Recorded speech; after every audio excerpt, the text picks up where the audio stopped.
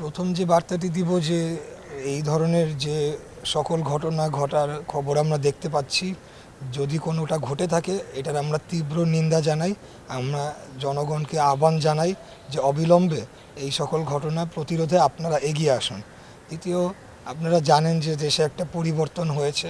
মাঝখানে দেশের 3-4 দিনের মতো সরকার শূন্য অবস্থায় ছিল। সেখানে আইন শৃঙ্খলা রক্ষাকারী বাহিনী এখনও ঠিক মতো তারা থানাগুলোয় যোগদান করতে পারেনি এবং তারা কেবলমাত্র গতকাল থেকে যোগদান করেছে এবং তাদের স্বাভাবিক কার্যক্রমে ফেরার তারা চেষ্টা করছেন। সেখানে জনগণও তাদের সহযোগিতা করছে।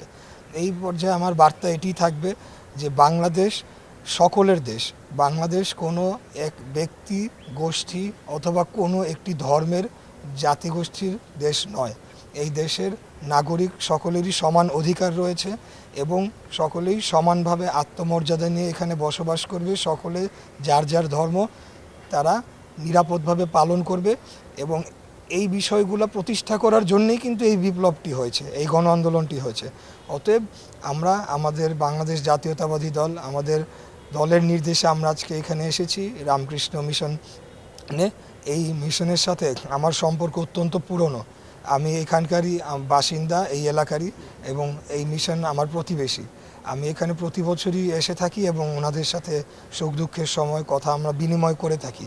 এখন যেহেতু একটা ক্রাইসিস মোমেন্টের মধ্য দিয়ে দেশ অতিক্রম করছে, আমরা দায়িত্ব নিয়ে এখানে এসেছি এবং এই মিশনে যারা রয়েছেন কর্মকর্তাবৃন্দ সহ, যারা ভক্তবৃন্দ রয়েছেন সহ, সারা দেশে এবং ঢাকা শহরে প্রত্যেকটি জায়গায় আমাদের যারা হিন্দু ধর্মাবলম্বী যারা ভাই ও বোনেরা রয়েছেন তাদেরকে বলবো, আপনারা কোনোভাবেই মনে করবেন না যে আপনারা নিরাপত্তাহীনতায় রয়েছেন। আপনারা সম্পূর্ণ সাহস নিয়ে বুক ফুলিয়ে এই দেশে আপনারা বসবাস করবেন। এই দেশ যতটুকু আমার, ঠিক ততটুকুই আপনাদের। প্রত্যেকটি নাগরিক এখানে আমরা সমান। আমরা এই আদর্শ নিয়েই, এই নীতি নিয়েই আগামী দিনে বাংলাদেশকে নতুনভাবে গড়ার লক্ষ্যে কাজ করে যাব।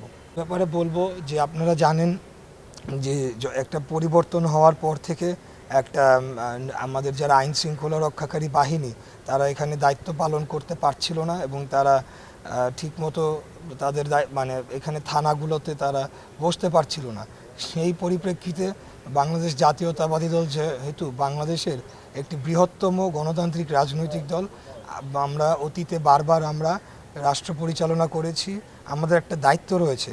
সেই দায়িত্ববোধ থেকেই আমাদের সকল অঙ্গ সংগঠন এবং মূল দলকে দায়িত্ব দেওয়া হয়েছে যাতে আমরা বিভিন্ন মন্দির, মসজিদ, গির্জা, প্যাগোডা সহ ধর্মীয় উপাসনালয় এবং যারা আপনার বিভিন্ন এলাকার যে ব্যবসা প্রতিষ্ঠানগুলো রয়েছে যেখানে একটা ঝুঁকির সম্ভাবনা রয়েছে, সেই জায়গায় যাতে আমরা পাহারা দিই। কারণ আপনারা জানেন যে এই সময় কিছু সুযোগ সন্ধানী লোকজন থাকে যারা আসলে কোনো দল করে না, তারা ক্রিমিনাল, তারা ডাকাত, তারা সন্ত্রাস।